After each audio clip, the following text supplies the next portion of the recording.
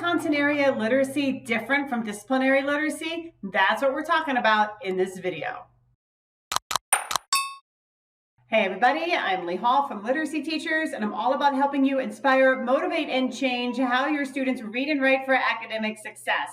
Today, we're talking about how continuity literacy is different from disciplinary literacy. You've probably heard both of these terms.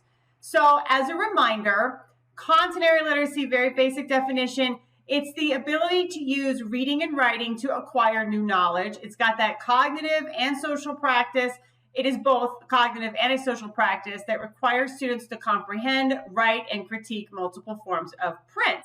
And you might recall that with continuity literacy, we are teaching reading and writing skills and strategies in very generic ways. And also recall some examples of that, right?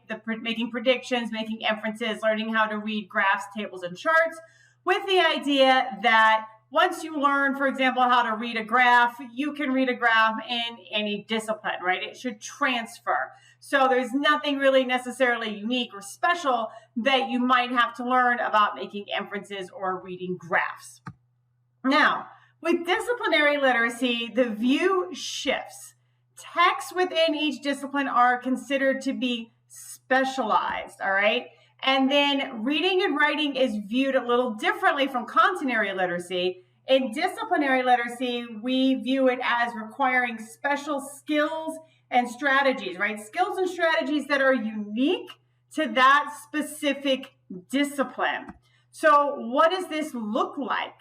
Well, let's start with English, right? So in English, if you're reading a text and you're analyzing it, you're doing a number of things. You're analyzing the plot. You might be analyzing character development. You're going to be looking for the theme. You might be paying attention to how a text is structured, right? How the author chooses to set up a plot and character development, how they choose to place things, where they introduce things to you, etc. Okay? So those are particular kinds of abilities that when you're reading a history text or a science text or a math text, you are not analyzing for those kinds of things, right? So let's look at a different example. When we go to history, students have to consider the source, all right? They have to understand, right, who wrote this, right? And how valid and reliable is this piece of evidence, right? Is that source?